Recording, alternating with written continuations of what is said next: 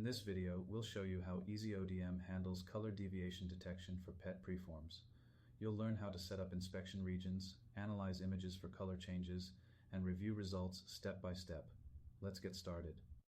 Open the Rectangle Selection tab and click the Draw B-Box button. A rectangle will appear in the top left corner of the image, representing an inspection region. Add as many rectangles as needed for inspection. Move the rectangles over the areas of the PET preforms you want to inspect for color deviations.